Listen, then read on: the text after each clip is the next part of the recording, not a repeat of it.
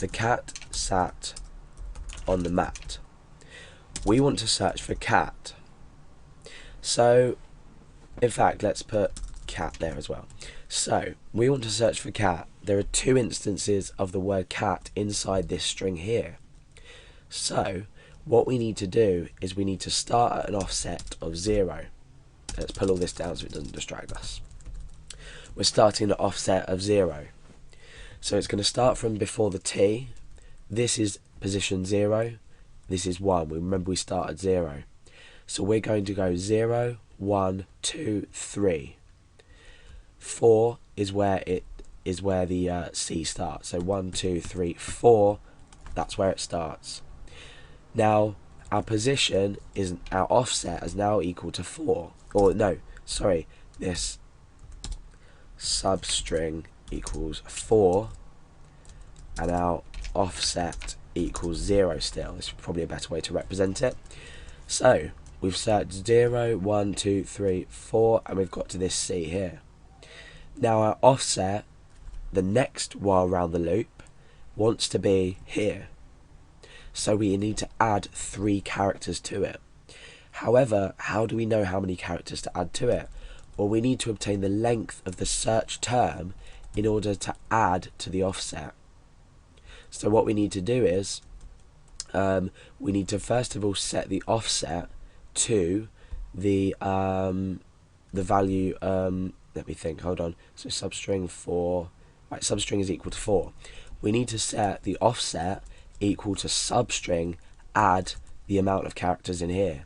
So the substring will now become 4 add 3, which is 7. So now the offset's 7. The next while around the loop, we're going to go 1, 2, 3, 4, 5, 6, 7. We've missed out this because we've already found this. We don't need to process this. Now it's going to search from here, and it's going to find another instance of it here, and then it will do exactly the same thing as I've just explained. So if you don't understand this, rewind the video and listen to what I've said again, and try and understand how these variables are being set each time. Remember, we can use the string len function with this cat to obtain the length of the string, so that's not a problem. So let's put this into action, put my words into action, and let's pull that up. And so we're in the loop. Let's say this returns as 4 like we did before. So remember, it was 4 characters. Now we don't need to think about this yet, we just need to do the code and then we can test to see if it works. So the offset is now going to be equal to strpos add, and we need to add the string length of the search text.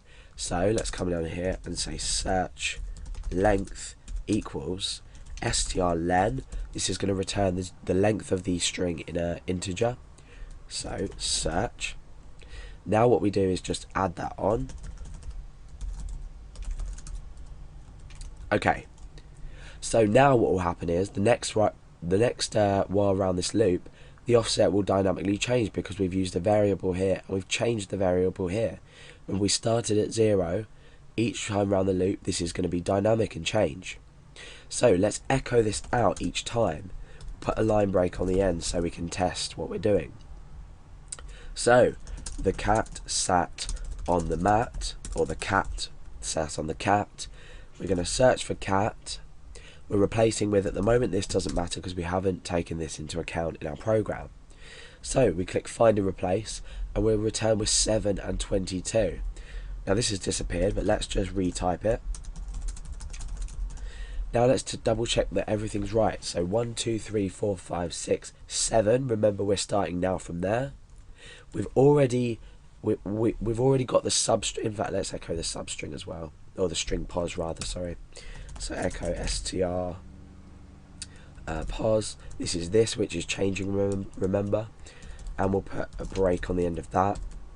So we're going to output the string position, then the offset, then the string position again, then the offset, because we've got 2 instances of cat. So search for cat, replace with monkey, find and replace. So let's type this again, the cat. So at position 4, 1, 2, 3, 4, we find the word cat. we skip this because we know the position, so that's fine. We can replace that later with the substring replace function. 1, 2, 3 on is at position 7, so 4, 5, 6, 7. Now we begin searching from here, so 1, 7, 8, 9, 10, 11, 12, 13, 14, 15, 16, 17, 18, 19. At 19 here we find the instance of the word cat, and 3 later we end up with 22. Now at this point we're at the end of the string, so in our program this is going to evaluate to false, so we're going to break the loop. It's as simple as that, thinking about it. However, when you are writing it, you might find it a bit hard to get around the logic. So if I was to say cat, cat, cat after this, and I'm searching for cat, again monkey doesn't matter right now, and I can replace, we get a whole bunch of variables, numbers here, sorry, telling us the position and where we're starting from after. The same if I was to just type monkey, search for monkey and replace with cat, for example, find and replace, oh, monkey, monkey, cat. Oh, okay.